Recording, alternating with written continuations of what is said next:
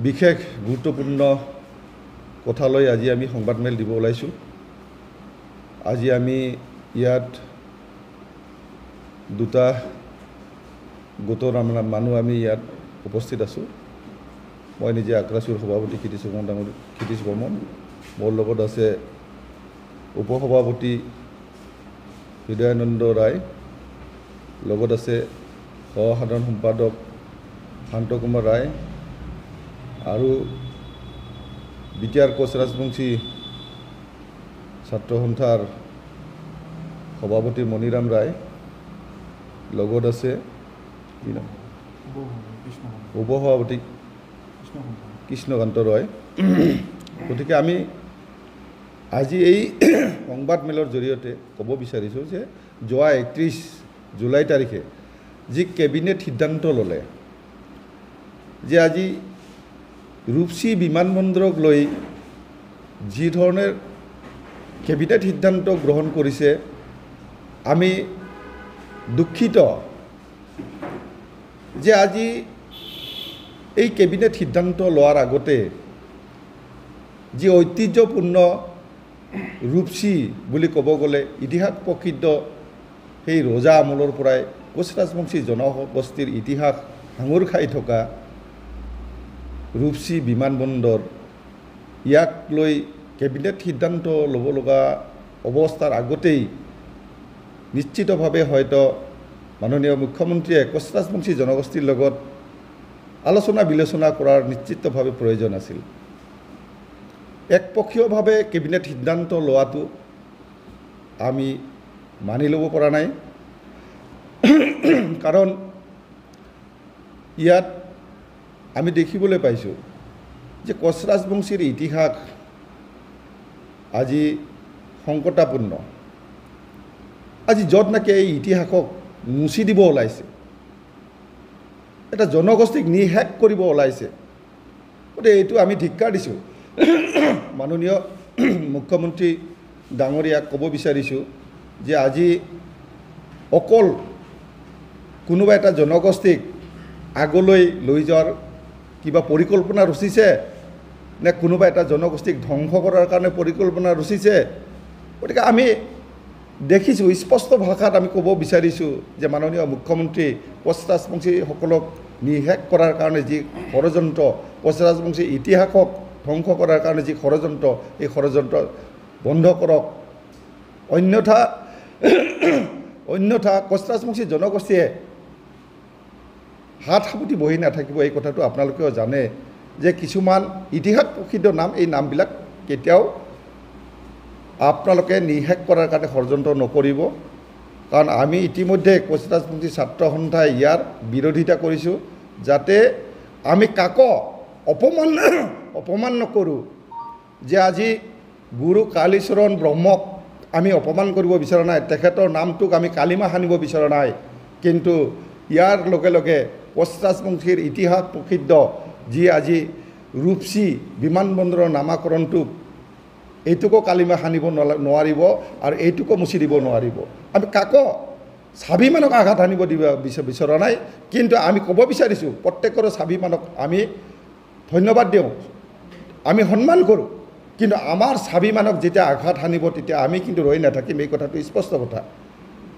য'ত আমাৰ কোচ ৰাজবংশী জনগোষ্ঠীৰ ইতিহাস প্ৰসিদ্ধ এটা ঠাই, যি ঠাই নেকি আজি সেই ব্ৰিটিছ আমলৰ পৰাই, ৰাজ পৰিয়ালৰ পৰাই আজি জমিদাৰে সেই মাটি দান কৰিছিল, তাত আজি 3000 কিমান বিঘা মাটি তাত দান কৰিছিল আজি এটা বিমানবন্দৰ বনোৱাৰ কাৰণে। সেই বিমানবন্দৰত আজি ৰূপসী আমাৰে সেই জমিদাৰ ৰূপহী নামৰ নাৰী ৰাণীৰ নামেৰে ৰূপসী নামাকৰণ হৈছিল। গতিকে আজি সেই ৰূপসী নামাকৰণটো মুচি দিয়াটো অতি দুৰ্ভাগ্যজনক কথা হ'ব।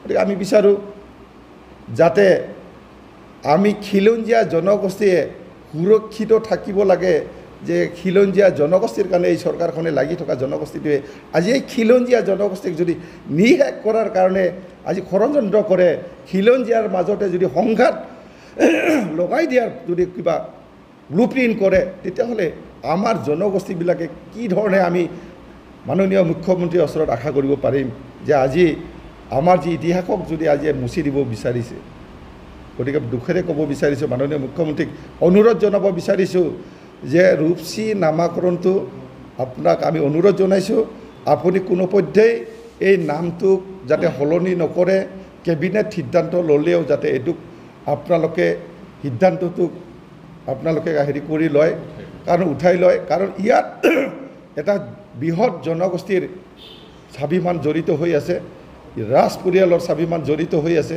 গতিকে আমি বিচাৰোঁ কালীচৰণ ব্ৰহ্মৰ নামটো কালিমা হ'ব নালাগে, তেখেতৰ নামটো আজি বেলেগত তেখেতৰ নামটো থাকিব, জল পটপটকৈ থাকক, আমি তেখেতক আমি বদনাম নকৰোঁ, কিন্তু ৰূপসী নামত গুৰুদেৱ কালীচৰণৰ নামটো হ'ব নোৱাৰে, তাত আমাৰ বিৰোধিতা আছে, আমি সেইটো বিৰোধিতা কৰি যাম। গতিকে ইয়াত আমি বিচাৰিছোঁ, যদি আপোনালোকে তেনেকৈ বিচাৰিছে যে ৰূপসী নামটো আমি সলনি কৰিব বিচাৰিছোঁ, তেতিয়াহ'লে ৰূপসী নামৰ বিপৰীত নাম যদি বিচাৰিছে নিশ্চিতভাৱে আমি হয়তো দিব পাৰোঁ, বীৰ চিলাৰায়ৰ নামত হয়তো কৰি দিব পাৰে, আপোনালোকে নৰনাৰায়ণ চিলাৰায়ৰ নামত কৰি দিব পাৰে। গতিকে বিভিন্ন ক্ষেত্ৰত আমাৰ এই ক'ব লগা আছে। আমি আজি নিশ্চিতভাৱে ক'ব বিচাৰিছোঁ, ৰূপসী নামক লৈ ৰাজনীতি কৰিব নালাগে। কোচ ৰাজবংশী জনগোষ্ঠীৰ ইতিমধ্যে ইতিহাসক বহু ক্ষেত্ৰত আজি এটা পৰ্যায়ত এনেকুৱা পৰ্যায়ত লৈ আহিছে য'ত ইতিহাস ধ্বংসৰ পিনে গতি কৰিছে। গতিকে আজি আমি দেখিব পাইছোঁ, আমি বিজেপি চৰকাৰৰ প্ৰতি আমাৰ আস্থা আছিল, আস্থা আজিও আমি আছে, কিন্তু আজি সেই ক্ষেত্ৰত যদি এনেকুৱা ধৰণৰ পদক্ষেপ লয় তেতিয়াহ'লে আমি কেতিয়াও মানি ল'ব নোৱাৰিম, আৰু ইয়াত হয়তো অশান্তিৰ সৃষ্টি হ'ব পাৰে। গতিকে মাননীয় মুখ্যমন্ত্ৰীক আমি অনুৰোধ জনাইছোঁ, এই নামাকৰণৰ ব্যৱস্থাটো সলনি কৰিব লাগে, অন্যথা পৰিৱেশটো বিনষ্ট হ'ব। গতিকে মই মাননীয় মুখ্যমন্ত্ৰীক দাবী জনাইছোঁ, ইয়াৰ ৰূপসী নামটো নিশ্চিতভাৱে ৰাখিব লাগে, অন্যথা বিশ্ব মহাবীৰ চিলাৰায় নামেৰে নামাকৰণ কৰক, তাত আমাৰ আপত্তি নাই। গতিকে লগে লগে মই আজি ইয়াত ক'ব বিচাৰোঁ আৰু যে আজি আমি বিভিন্ন সময়ত বিভিন্ন ক্ষেত্ৰত আমি বিজেপি চৰকাৰৰ পৰা আমি বিভিন্ন আশাবাদী আছিলোঁ, কিন্তু যিটো ক্ষেত্ৰত আমি দেখিছোঁ যে আজি বিভিন্ন কথা কোৱাৰ পিছতো আজি আমাৰ এই জনগোষ্ঠীটোৰ কোনো এটা দাবী পূৰণ নকৰিলে। ক্ষমতাপুৰৰ লগতে আজি কোচ ৰাজবংশীৰ যি জনজাতিকৰণ, সেই জনজাতিকৰণটো আজিলৈকে নকৰিলে। গতিকে জনজাতিকৰণ যে হ'ব এই কথাটো স্পষ্ট আমি আজিও নহয়। গতিকে আজি মাননীয় মুখ্যমন্ত্ৰীয়ে আমাক এখন কাউন্সিল দিছে, সেই কাউন্সিলখন আজি ফুটুকাৰ ফেনত পৰিণত হৈ আছে, কোনো ধৰণৰ এক্টিভ নহয়। আজি যি ধৰণে এই কাউন্সিলখনত কাম অগ্ৰগতি হ'ব লাগিছিল সেয়াও নাই। গতিকে আমি মাননীয় মুখ্যমন্ত্ৰীক নিশ্চিতভাৱে ক'ব বিচাৰোঁ, নামৰ সলনি যদি কৰিব লগা হয় বিশ্ব মহাবীৰ চিলাৰায় নাম কৰক, ৰূপসী নামটো থকাটো আমি বিচাৰিছোঁ, আৰু জনজাতিকৰণ অতি শীঘ্ৰেই কৰক, অন্যথা কিন্তু কোচ ৰাজবংশী জনগোষ্ঠী কিন্তু বহি নাথাকিব, এই কথাটো স্পষ্ট কথা।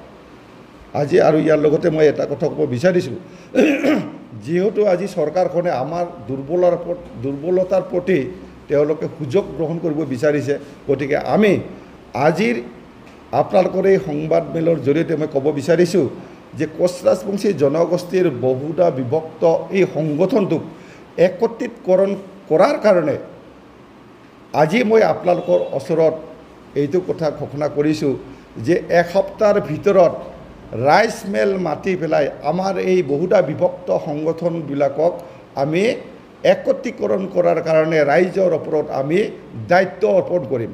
এই কোচ ৰাজবংশী জনগোষ্ঠীটোক একত্ৰিত কৰাৰ কাৰণে ৰাইজে নিশ্চিতভাৱে সিদ্ধান্ত ল'ব, আৰু সেই সিদ্ধান্ত মৰ্মে আমি একত্ৰিত হৈ আমি নিশ্চিতভাৱে কোচ ৰাজবংশী জনগোষ্ঠীৰ যি প্ৰাপ্য অধিকাৰ নিশ্চিতভাৱে আমি কাঢ়ি অনাৰ কাৰণে আমি সাজু হ'ম।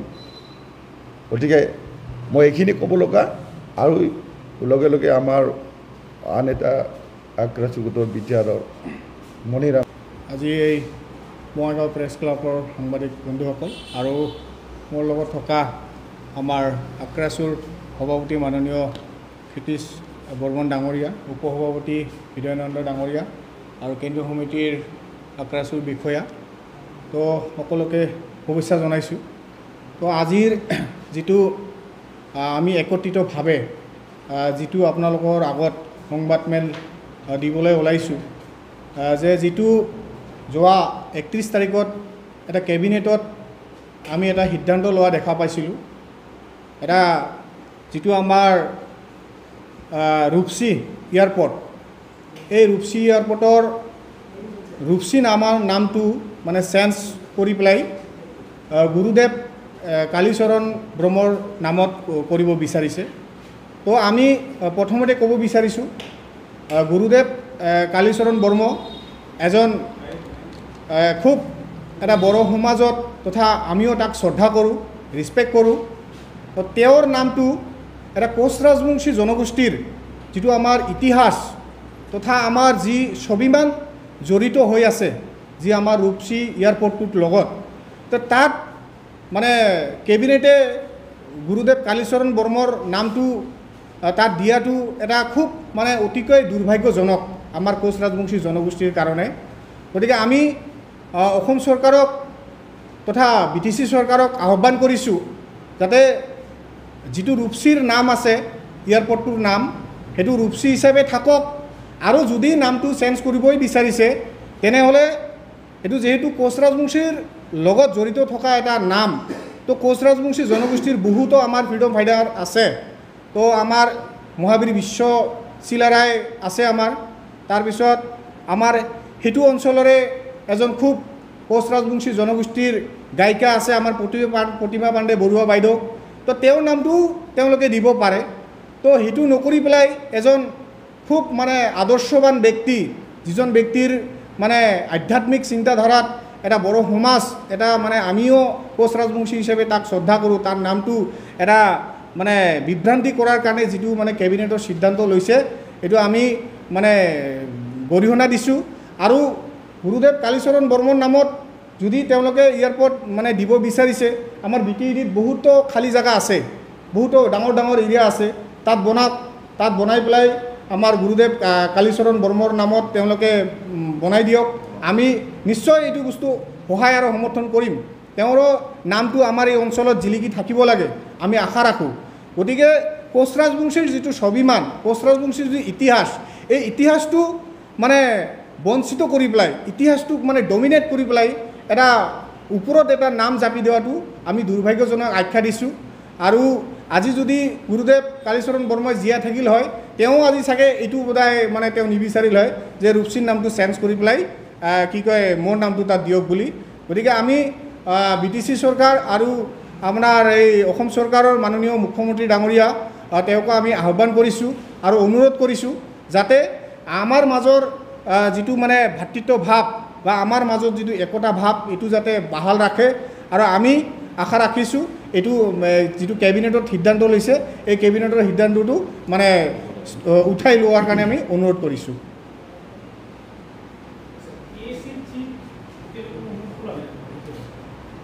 হয়, এই ক্ষেত্ৰত KACৰ চিফ আমাৰ নতুনকৈ আমাৰ জীৱেশ ৰায় ডাঙৰীয়াই নতুনকৈ দায়িত্বভাৰ পাইছে। আমি প্ৰথমতে বিধায়ক কাৰ্যালয়ৰ পৰা তেওঁক শুভেচ্ছা জনাইছোঁ। কিন্তু এই ক্ষেত্ৰত যিহেতু এটা কোচ ৰাজবংশীৰ এটা কমতাপুৰ অট'নমাছ কাউন্সিল, এই ক্ষেত্ৰত তেওঁৰো এটা বলিষ্ঠ পদক্ষেপ থাকিব লাগিব আৰু এই ক্ষেত্ৰত তেওঁ মাত মাতিব লাগিব। কোচ ৰাজবংশী জনগোষ্ঠীৰ যিহেতু এটা অস্তিত্বৰ কথা আহি গ'ল বা এটা আমাৰ এটা বিপদ আহি গ'ল যে চৰকাৰে এনেকুৱা ধৰণৰ এটা প্ৰস্তাৱ লৈছে আৰু KACখন যিহেতু এটা গভৰ্ণমেণ্টৰ এখতিয়াৰতে গঠন কৰা এটা ইণ্টাৰিম কাউন্সিল, তো এই ক্ষেত্ৰত মই ভাবোঁ যে KACৰ পৰাও এইটো এটা স্পষ্টীকৰণ দিয়াটো আমি বিচাৰিছোঁ।